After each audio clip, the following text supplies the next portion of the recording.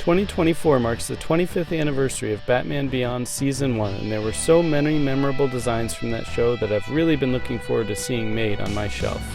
This will be our first look at two of the new villain designs in one video, Inque and Derek Powers. Inque's debut episode was Blackout. This featured both her and Derek pretty prominently, so I thought they'd be a great duo to look at together. I made Inque very recently, so she'll have a full video walkthrough, but Powers was made a few years before filming, so he only has a couple of pictures to look at. Have a seat and I'll give you the breakdown of her recipe. Inque is a unique and really cool character, and I wanted to make a couple of versions of her as well as some extra arm attachments, the way I feel DC Collectibles would have made her in their animated line of figures years ago. There were a few different female figures that could have worked here as her base body, so I went back and forth on her recipe a few times. After shuffling some other character recipes around, I landed on a bit of a mix, but she ended up using a Zatanna torso with TNBA Batgirl arms on TNBA Ivy legs. I'll have to think of something else to do with this new body at a later date. To top off the weird mix, she ended up with a TNBA Two-Face head. I had quite a few extras of his head, and it was already the perfect oval shape to start with as a base. Like I said, very mixed up, but sometimes that's best to be able to match to the character shapes. Smoothing out Zatanna's torso, Batgirl's arms, and Ivy's legs required a fair amount of dremeling and sanding, but once you've done all that and washed her off, it's time to start sculpting. Inque's silhouette is very distinct. You might think she's fairly shapeless, but they gave her those wide hips, and I'll need to add a bunch of epoxy to Ivy's hips and thighs to replicate that. You'll also want to add to her chest to get a more defined shape there too, since the Zatanna torso was all buttoned up previously. The last major change is taking off Two-Face's faces and smoothing it out all over with epoxy to create a very recognizable oval head shape.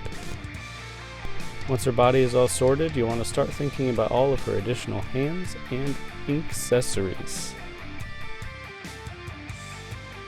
As I mentioned previously, I wanted to capture Inque's life and fluidity, as well as have a few different arm extensions to represent her unique power set. I always loved how she traveled in a splashing form and was curious if I could recreate that. What I ended up doing was using hot glue on figure twist ties to make any of her tentacle parts or alternate bodies. I realized I was going to need an epoxy base for the splash travel body, as the hot glue wasn't working very well to retain the splash shape at the base. Then I had the idea to add magnets into the base part so she could splash down the side of my collection. You see, I used details for my displays, and as a way to display two Inques, I thought I could magnetically attach her to one of the pole supports and then have the more humanoid version on the shelf. Speaking of her alternate forms, I do also plan on making her more fully realized human form in the future too. Back to her other accessories. I used hot glue on the twist ties again to allow for flexibility and made 3 different arm extensions for her. One general length tentacle for posing generic swipes through the air. One shorter, thicker one to sort of replicate the arms she breaks all of the Batcave display cases with. Then a longer one to replicate when she starts to suffocate Terry in the Batcave. I also made a really long, thicker tentacle to represent her full body wrapping around Superman in the 3rd season episode, The Call. Lastly, I made alternate mini tentacled hands for when she doesn't have her actual humanoid hand showing. Speaking of her humanoid hands, they only have 2 fingers and 1 thumb, so you'll want to merge 2 sets of fingers together with either some hot glue or epoxy.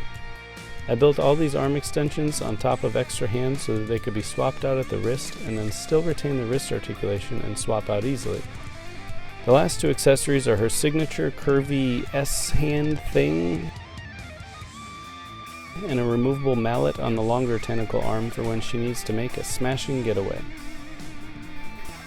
I kept her head removable so that it could be popped on to either the long stretched body or the splashing body for photos. I still feel like I could make even more for her later on to make some really fun photos, maybe replicating when she gets really big and spread out and octopus-like. You know what I mean, this look. That could be a really cool photo op. Anyway, now onto painting. Inque is really simple when it comes to her color design. She only has 3 colors on her body. Black, a purplish blue, and white for her big eye on her head. You'll notice I said purplish blue, but that was a bit of a hang-up. In my head she's black and purple, but when you really look at it she's black and a type of blue or maybe an indigo. That's most evident when you compare it to the background purple sky in this factory attack scene. Once I settled on this Anita's Royal Blue, I painted her all over.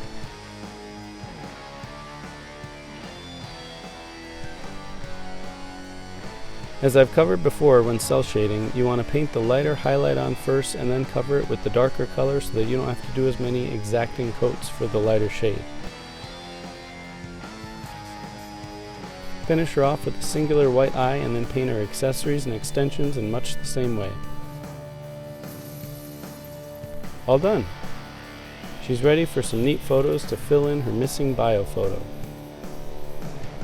I mentioned that I made her long tentacle arm to recreate her suffocating Terry, so I wanted to be sure and get a shot of that. Here's what I came up with, having her next to the back computer for the setting, and Terry is up on a stand.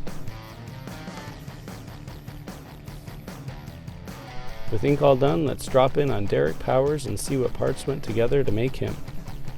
I really don't have many pictures of Derek for you, but you can see here that his torso was quite a hodgepodge as well. Part of this was due to what leftover parts were available at the time, and part of it was to match his character model.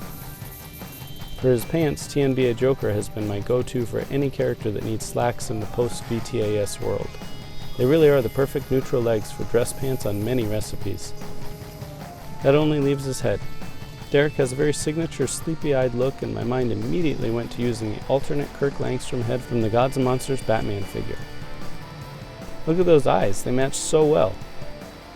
He just needed a J. Peterman makeover and he'd be all set. I added epoxy to his torso to bridge the gap from the open coat, and then used painter's tape to get those perfect golden squares on his abdomen. You can see him next to a couple of other works in progress here. Comment down below if you know who they are. Here he is all put together and finished. He was fairly simple compared to some other customs I've done, but I think it works really well. What do you think? That's all for today. Tune in next time to see Derek go from his human form to something more sinister. Blight will have the brief look like Derek did this time, and the full featurette will be none other than Mr. Freeze himself. Who else could go up against Blight? It should be pretty awesome to look at those two together. Drop a like if you enjoyed this video, and follow me on Instagram where you can see a lot more characters I've made from all throughout the DCAU, as well as some cool shots of them. Comment down below if you want to see a making of video for a specific character chosen from my Instagram gallery, or let me know if you make any of your own. I'd love to see them. And feel free to subscribe to get notified for my next video. Have a good one, and happy customizing.